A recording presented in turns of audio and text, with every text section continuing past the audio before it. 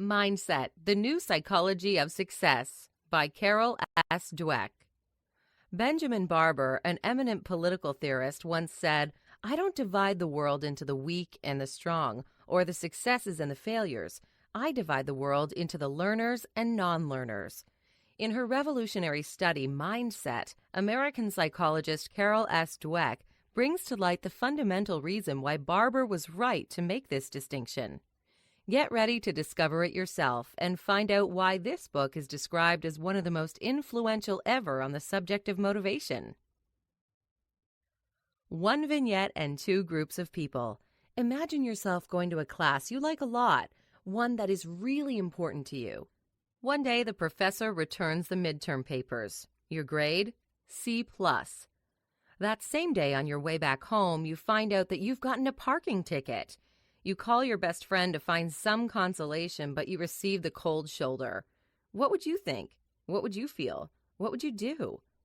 Since this is a great personality test, you can pause here and answer honestly to the three questions before proceeding further. When Dweck presented this vignette to the participants of her study, she received some pretty conflicting answers. After comparing them one by one, she noticed a pattern and realized that she could divide the people into two groups. One group responded that they'd feel like rejects, idiots, losers, total failures. "I'd feel worthless and dumb. Everyone's better than me," wrote one of these interviewees. As for their thoughts, most of them didn't shy away from admitting that they'd become slaves to abstract beliefs such as somebody upstairs doesn't like me, the world is out to get me, or someone is out to destroy me. And what did these people say they'd do to make themselves feel better? Nothing. Stay in bed, get drunk, listen to music, cry. And these are the least depressing answers. The other group of people couldn't have responded any more differently. True, most of them admitted they'd feel down and upset as well, but they also assumed they'd think much more rationally and less abstractly. "I need to try harder in class, be more careful when parking the car, and wonder if my friend had a bad day," wrote one of the participants. Another wrote that they'd cope with the problems directly. "I'd start thinking about studying harder for my next test in that class. I'd pay the ticket, and I'd work things out with my best friend the next time we speak." Note that the second group of people supposed they'd feel as much distress as the first one at the end of this imagined bad day. However, they refused to let the three unfortunate experiences force them into making generalized conclusions about the quality of their lives. More importantly, they didn't just throw their hands up in the air. Instead, they opted to confront the challenges and keep working at them. Inside the two mindsets. After further research, Dweck discovered that the fundamental difference between these two groups of people lay in the nature of their mindsets. In time, she discovered that everyone belongs to one of these two groups. There are people who believe their success is based on innate ability and people who believe their success is based on hard work, training, and grit. While people in the first group have a fixed theory of intelligence and a fixed mindset, members of the second group have a growth mindset and intuitively believe in an incremental theory of intelligence. In other words, Barber was right. Some people are open to learning, and some people are closed to it. Deceptively simple, this difference affects every aspect of our lives, from our interpersonal relationships and school success to our reactions to failures and obstacles. Before offering a few case studies, allow us to contrast and compare the mindsets across a few categories. Talent. People with fixed mindsets see themselves as finished products. They're born with certain talents, and their only job in life is to prove them. People with growth mindsets, on the other hand, think that success is the result of continual education. They see their weaknesses as temporary and never as something to hide from other people. Approval. Since people with fixed mindsets believe success is about proving you're smart, they constantly seek approval. They want others to see them as winners, which is why they can be easily shaken by any defeat. People with growth mindsets care much less about other people's opinions. They see themselves as works in progress, which is why they interpret both approvals and refusals as provisional guidelines. Failures. People with fixed mindsets take failures personally and interpret them as disasters and messages of rejection. Simply put, they don't believe they can learn from their mistakes. Instead, they work hard not to make or hide them when they inevitably occur. Conversely, people with growth mindsets see failures as stepping stones to success.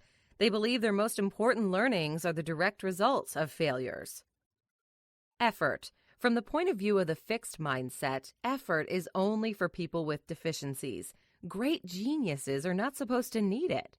To the growth mindset, it's almost inconceivable to want something badly, to think you have a chance to achieve it and then do nothing about it. For people with fixed mindsets, "I could have been" is a comforting excuse. But for those with growth mindsets, it's a heartbreaking realization because they actually try to get better at the things they want. School success. Students with fixed mindsets are accustomed to quick reinforcements, so they lose interest in a class after getting a bad grade. In contrast, students with growth mindsets get better the more difficult their classes become. To them, a bad grade in a class they like is merely a challenge and an impetus. Sports, the mindset of a champion. If there's one field of human endeavor where everybody believes in natural talent and abilities fixed with birth, it's certainly sports. In fact, Dweck writes, sports is where the idea of a natural comes from. Someone who looks like an athlete, moves like an athlete, and is an athlete, all without trying.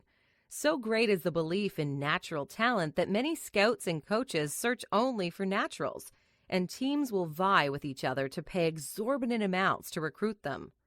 But in reality, most of the greatest athletes in history weren't naturals. Think of Muhammad Ali, Michael Jordan, Babe Ruth, Wilma Rudolph, Jackie Joyner-Kersee. For each one, there were thousands of athletes with better physical predispositions, and yet none of them achieved even a fraction of what these 5 greats did. The reason is their growth mindsets. These 5 greats continually challenged themselves to get better and improve their careers, as opposed to many other athletes with fixed mindsets who squandered a lot of opportunities by choosing to rest on their laurels. According to Dweck, 3 things separate athletes with growth mindsets from those with fixed mindsets. Firstly, athletes with a growth mindset find success in learning and improving. For them, the definition of personal achievement is working your hardest to become your best. Winning is just a corollary. For those with a fixed mindset, winning is everything, and success is about establishing their innate superiority. When they fail to achieve this, they fall apart and take a few steps back. That's Dweck's second finding. No matter how talented, athletes with fixed mindsets become average contestants after a crushing failure. Contrariwise, those with a growth mindset find setbacks motivating and informative. They think of them as wake-up calls. Finally, people with growth mindsets in sports take charge of the processes that bring them success and the processes that maintain it. When they begin losing stamina and agility with age, they start finding ways to compensate for those weaknesses and start working even harder than before. They are better in their last race, fight, or basketball season than they are in their first one.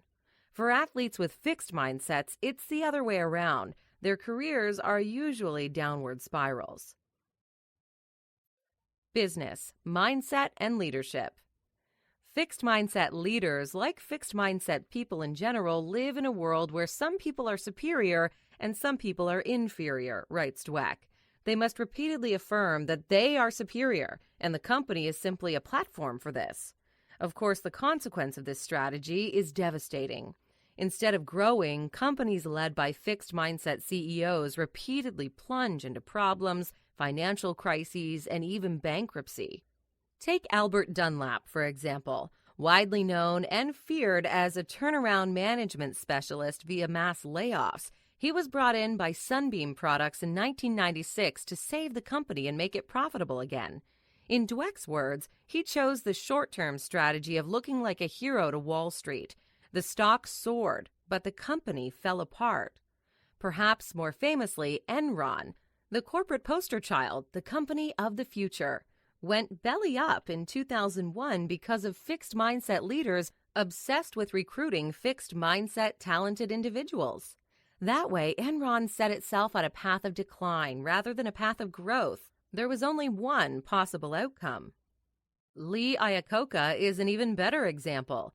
He brought Chrysler Motors back to life, but then he started concentrating on his own image and reputation, constantly seeking approval. In the meantime, the company declined.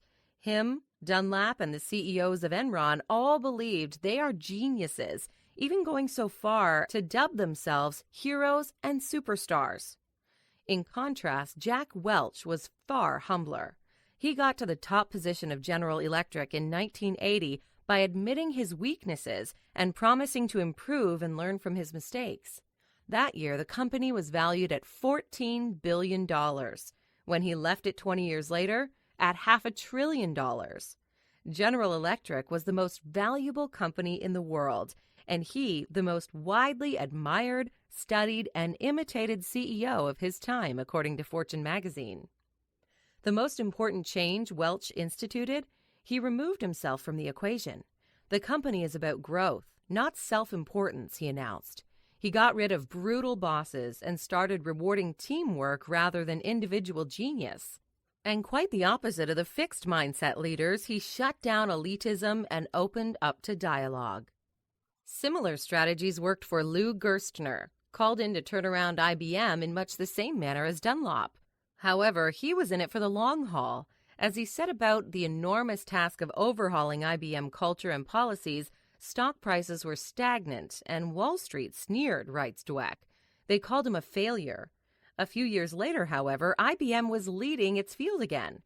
Just like Welch, Gerstner knew that growth takes time and that short-term success is no success at all.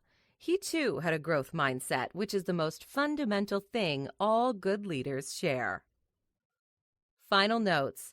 Even though it feels like Dweck might be a bit too eager to file everything under a single generalization, Mindset is arguably one of the most influential psychology books of the 21st century, an essential read.